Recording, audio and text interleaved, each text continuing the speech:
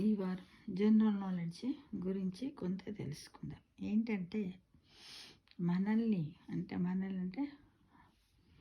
మన భారతీయులను బ్రిటిష్ వాళ్ళు దాదాపుగా 90 సంవత్సరాల పాటు మనల్ని వాళ్ళు పాలన చేశారు ఫ్రెండ్స్. అయితే ఆ తర్వాత మనకు 1947లో స్వాతంత్ర్యం వచ్చింది.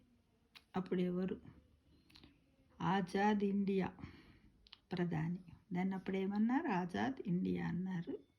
అతని ప్రధానులు ఎవరు?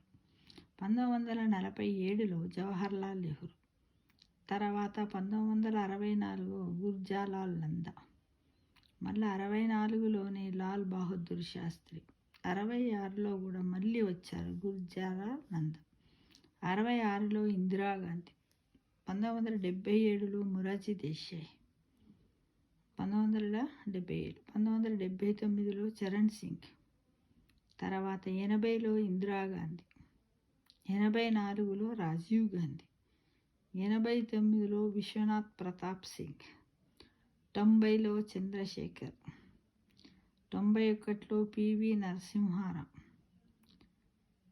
91లో మళ్ళీ అటల్ బిహారీ వాజ్పేయి కూడా ఆయన తర్వాత ఇతను అనమాట.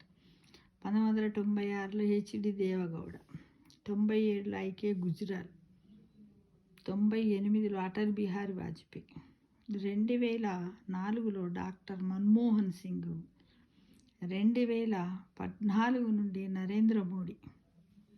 ఇలా 764 సంవత్సరాల తర్వాత పరదేశీ మరియు బ్రిటిష్ వారి బానిసత్వము నుండి స్వేచ్ఛ పొందబడింది. అంటే మనకు 2014లో మనకు వచ్చిందిగా తెలంగాణ. ఈ ముఖ్యమైన సమాచారాన్ని మనము అంటే దాదాపుగా మనం ఇన్ని సంవత్సరాల పాటు మనము బానిసత్వంగానే స్వేచ్ఛ లేకుండా జీవించాం కదా ఫ్రెండ్స్ కదా.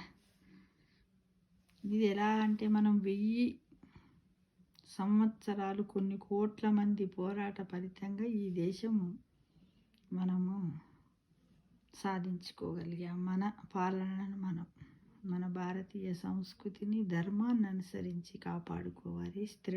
దృఢంగా అభివృద్ధి సాధించుకోవాలి ఫ్రెండ్స్. అంతే కదా మరి. ఇది ఈ వారం జీకే. Thank you.